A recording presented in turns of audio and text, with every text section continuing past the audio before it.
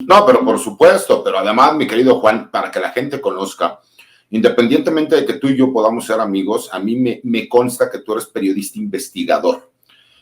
¿A qué grado llegas a ser periodista investigador? Que yo sé que de repente te has tenido que ir a ciertos lugares de la sierra a verificar que efectivamente lo que las notas, ¿no? O los comunicados mencionan, para ver si es cierto, para ver si puede darse, a buscar información, a verificar que efectivamente lo que estén diciendo sea real o no sea real. Tan es así que tú hiciste y has hecho grandes investigaciones, como lo que fue en su momento, ¿no? Los famosos desfalcos, que fueron los primeros que se llegaron a mencionar por medio de la Secretaría de la Defensa Nacional, con esta famosa constructora, la Comalcalco, que era propiedad de los hijos del general Enrique Cervantes Aguirre y del que era director de la Policía Judicial Federal en aquel entonces, ¿no? Y cómo ellos hicieron todas estas banderas que había en el país y el rigor que estuviste manejando y que llevaste, y que todo siempre, ¿no? Teniendo el documento, y que esa parte siempre me gustó de ti, que lo que tú hablas es porque tienes los documentos para demostrarlo, ¿no?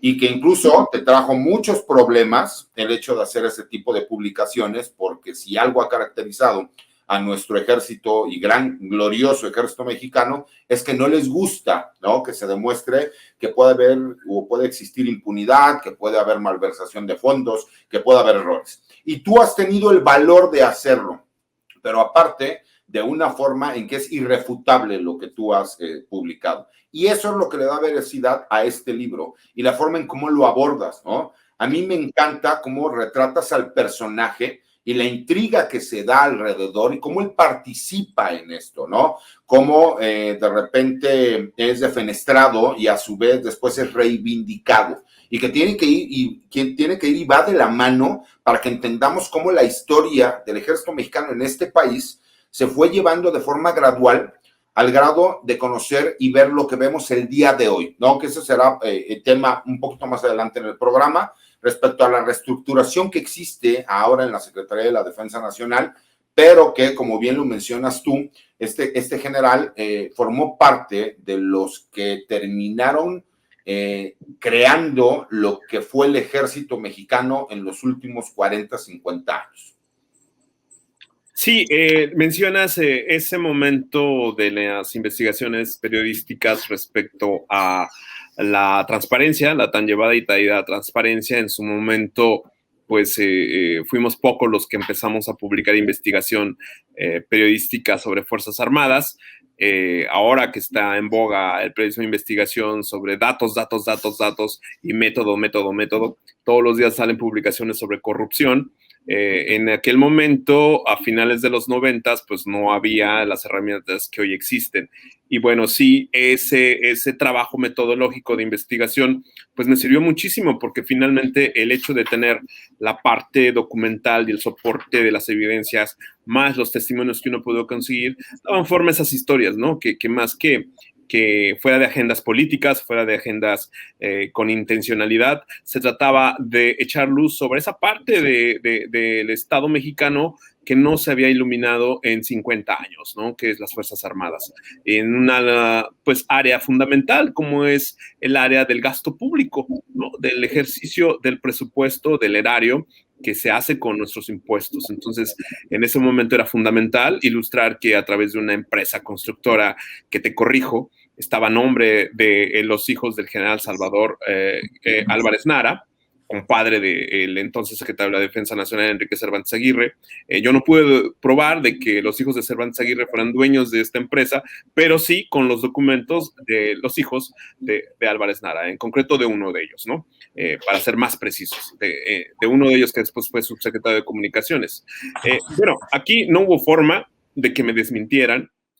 Les probé con evidencias de que había un conflicto de interés muy fuerte y de que no estaban registrados los gastos que se estaban haciendo, un manejo en total opacidad del presupuesto para la construcción de estas astas banderas, ¿no? Ya llovió.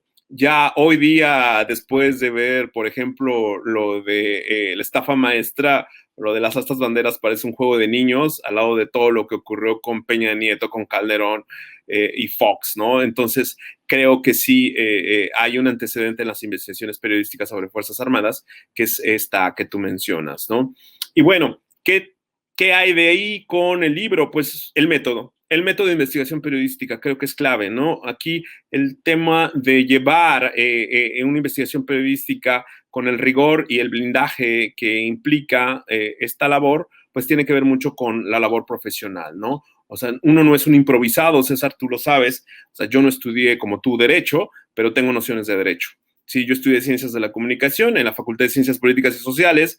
Tengo cursos y diplomados en distintas disciplinas, pero a mí me ha hecho el campo, me ha hecho mucho, como tú mencionas, el estar en contacto con la gente en las sierras de mi país, empezando por mi tierra, en Guerrero, viajar sobre el sur del país, Chiapas, en el conflicto zapatista, Oaxaca, en la guerrilla, Veracruz, Hidalgo, en la guerrilla, ¿sí? Y desde luego la tierra que más amo, que es aquí donde vivo ahora, ¿no? El noroeste, Sinaloa, todo lo que es Chihuahua y hacia la frontera, ¿no?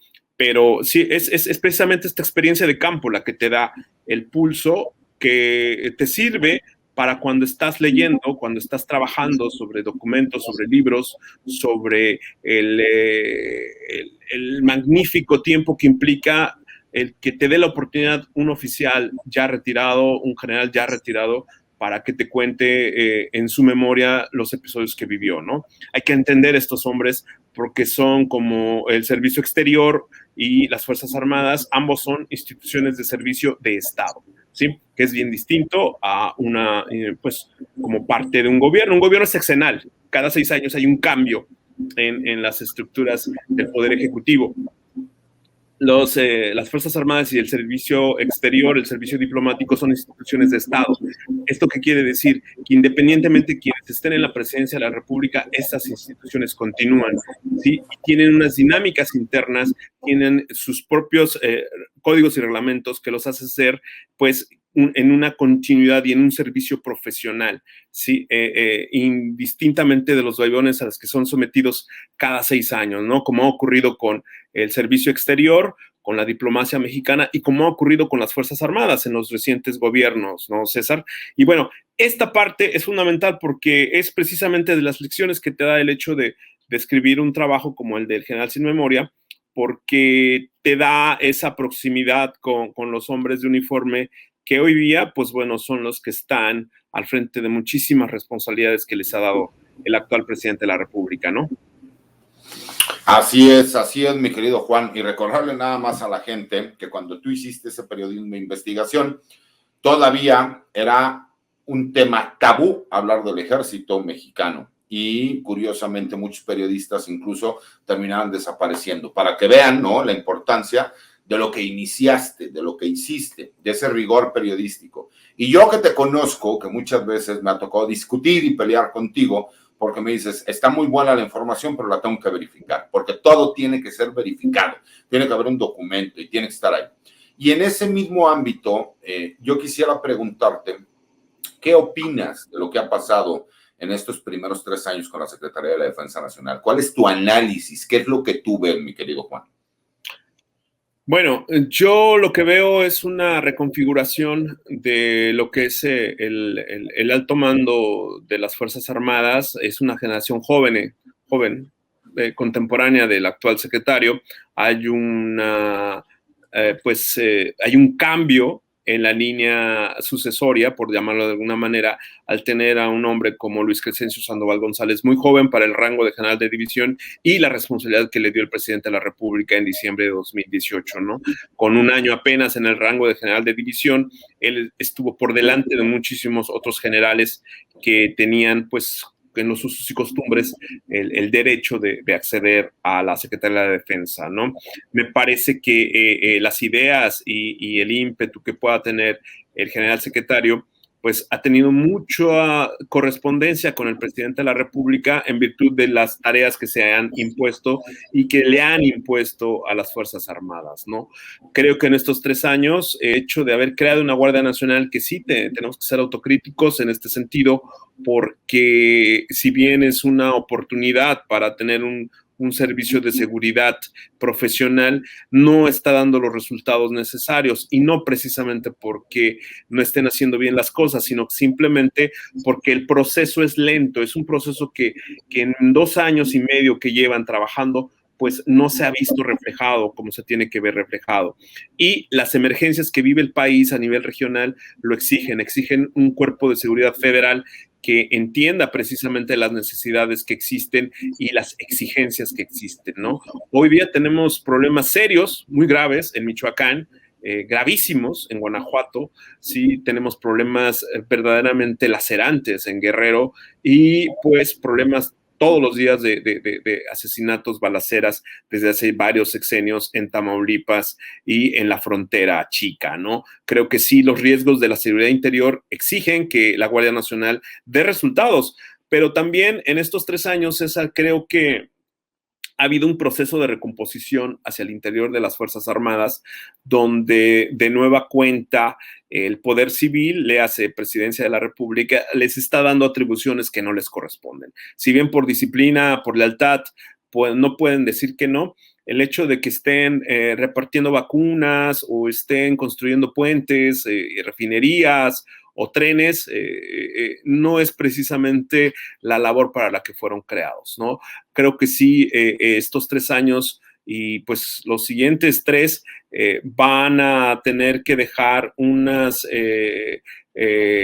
lecturas críticas sobre lo que realmente representa el hecho de que las Fuerzas Armadas estén siendo utilizadas para una labor para la cual no fueron creadas, ¿no? Si bien son tareas que se pueden realizar, no es su finalidad. ¿Cuál es su finalidad, César? Tú mejor que nadie lo sabes, como abogado, litigante en fuero de guerra.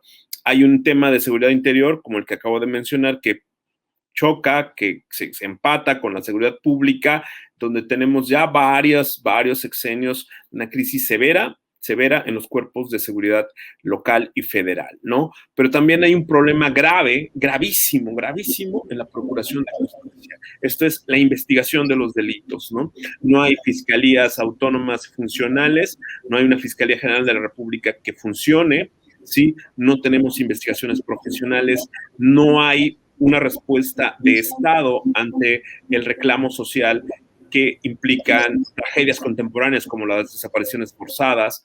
No hay un resultado tangible con sentencias y gente presa, con sentencias firmes de cárcel por casos de corrupción, los 10 capítulos del Código Penal que comprende la corrupción, ¿sí? No tenemos una sola sentencia, lo que tenemos son en estos 3 años, como dicen los abogados, ¿no?